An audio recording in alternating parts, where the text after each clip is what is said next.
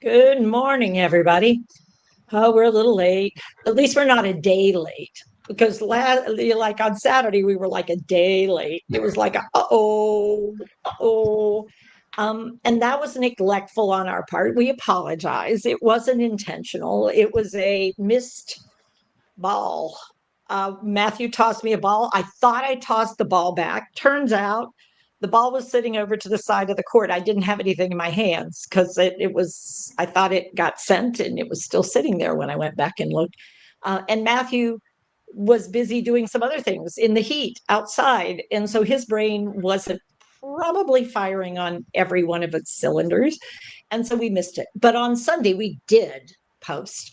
And we posted the piece that Joanna and I did. She's one of our core team ambassadors and members.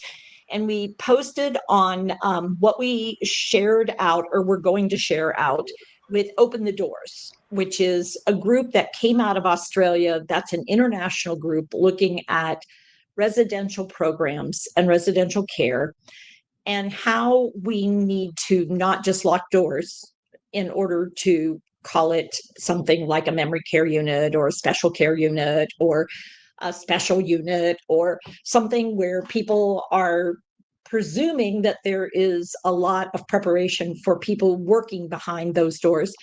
And so we shared out sort of Joanna's take on what makes caring care or uncaring care happen. And she's super insightful. Today, I want to go back over the clip that you watched that we called Uncaring Care. But I want to do it with this caveat. I want us to recall that if you don't know better, you can't do better. And if you don't know, you simply don't know. Unaware is just unaware.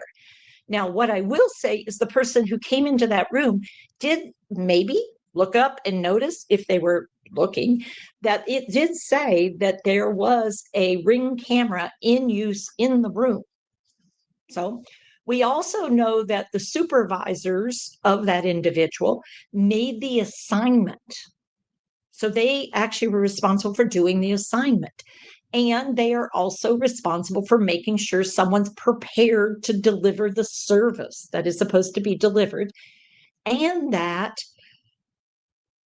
basically the ethical approach to care, ethical, not high skill, we're just talking about ethical, is that we should do no harm. We should try to do what's best for the individual, that we should use what we would call um, judgment, clinical judgment in what we're doing so that we do no harm and we do good. We also want to make sure that we are treating the person fairly as we would someone else, and that we are behaving in a way such as whether somebody's watching me or not, I'm comfortable with how I'm behaving. Teepa, Matthew. Teepa, Yeah. I'm curious, real quick. Clinical Mm-hmm. judgment for the Yeah. folks at home who may not know, like what goes into that. Just like real quick, what is clinical judgment? What would Well, that we use be considered? evidence-based practice. If one is clinical, one has been prepared to do the thing that you're being asked to do. So if I'm asked to help someone get up out of bed, I need to know how to help someone get up out of bed. I've been trained in how to help someone get up out of bed. Now, how I do that will then depend on my awareness, knowledge, and skill, not only of the maneuver, but of the human being that I'm working with. Do they have any limitations? Do they have any concerns? So it's called person centered, in that I have to apply my knowledge and my skill to this particular situation. So I've got to know, am I skillful enough to do that? Are there concerns? Is there risk? What is it? And how do I keep the risk low and keep the benefit relatively high? So everything I do should be for that individual's well-being and not causing harm. And if I need help, I want to raise my hand and say, I think I need some help. I'm not quite sure what's going on. I tried to do it the way I would know to do it, and that's not working. So we're going to take a look, because in PAC, we've come up with a way of looking at this. So we're going to watch this interaction. Now, again, the person is currently in the room. They're glancing around the room, looking around the room. There is a woman in the bed, And the backstory, I don't know if the person was informed, whether they were told that she had had a couple of falls and had been wheelchair bound up until recently. Actually, this would be the first time she's getting up on her feet after a second fall the day before. So let's take a look and see how this care is delivered.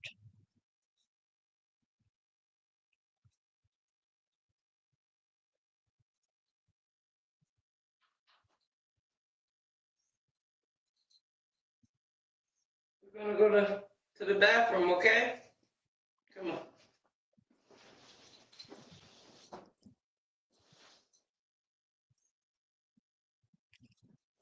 Let's get up. Come on. What happened to your leg? What happened to your leg?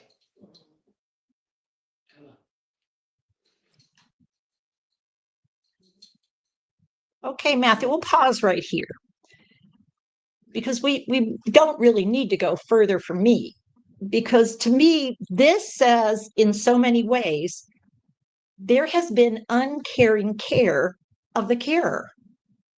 That care is not being cared for. They are not being prepared to do this work. Someone has neglected to train them in the correct pattern of how you help someone get up. They did get trained. You're supposed to tell people what you're doing before you're doing it. Because she says, it's time to you're ready to get up. And then she doesn't think, however, that pulling the covers off of someone is something you really need to tell them, I guess. You just do it because it's the next step. And then bring your feet off the bed might seem like a reasonable thing, unless you think about how most people get up if they're flat on their back, which is to roll to one side so that you can bring your feet off the bed in more of a reasonable fashion and use your upper body to fulcrum yourself up. But if you don't know those things, then swinging the legs off and bringing the body up. The other piece that you got to really question, has she been taught about the neck risk with somebody pulling on their neck versus supporting at their shoulder girdle? And my guess is probably not. Now, this woman did not fight her physically, but she wasn't able to do a lot to support what was going on. So now we're going to take a look at a resource that we put in place because we think it's time to start raising an alert and having administration own that there's something not okay here, and not knowing what's happening and not recognizing where it's coming from is not a reason to keep going the way we're going. And so, Matthew, if you would share, please, this is a resource that we put together, and we put it together because calling this care is questionable.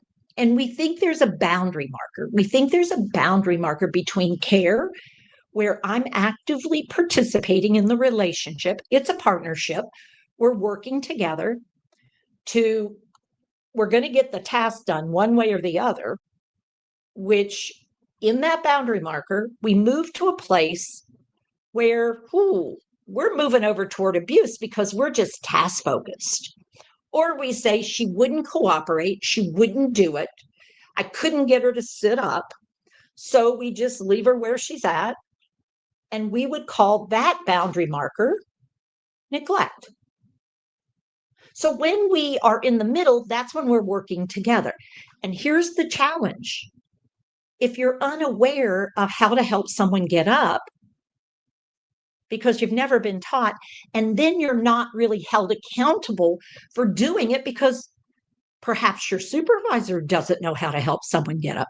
Maybe all you've ever learned is how you get someone out of the bed the way we just watched this woman get someone out of the bed. I don't fault her until I know more. Now, if I know she's actively been taught, she actively has rehearsed, and now she's choosing this. I do know that the woman's name was on multiple ones of the resources that were in the room, and there was no use of that name. So I would say she's not been informed, or she may not think it's important to call the person by name in order to get their attention, in order to make sure that I've got eye contact and we're connected before I start trying to get someone to do something, which why we do what we do, because we believe that when you do that, it makes a difference. So Matthew, could you forward through that clip? Because I want you to watch me.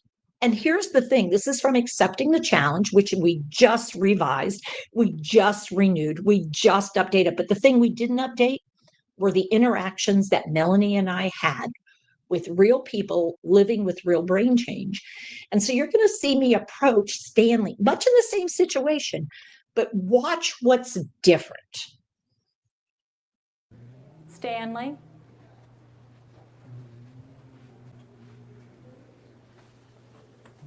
Stanley. Yeah. Hey, Hey, good morning. good morning. It's Teepa. That's called greet before Teepa. you treat. Teepa. Yes, sir. How you doing? That's called getting You connected. doing all right? Yeah. You about ready to get up? Oh, that's called You asking could. yes, no All question. right. That wasn't great. All right. Ooh, that's a cough you got going there. That's called a Yeah. personal Tell you connection. what, let's pull the covers down. All right, you gonna help me?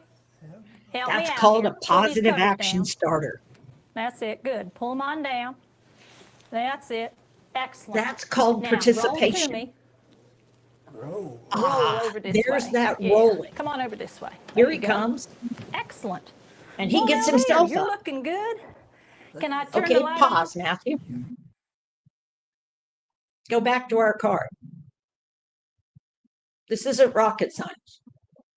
But what it is, there is a science, there is an art, and there's knowledge, and there's skill.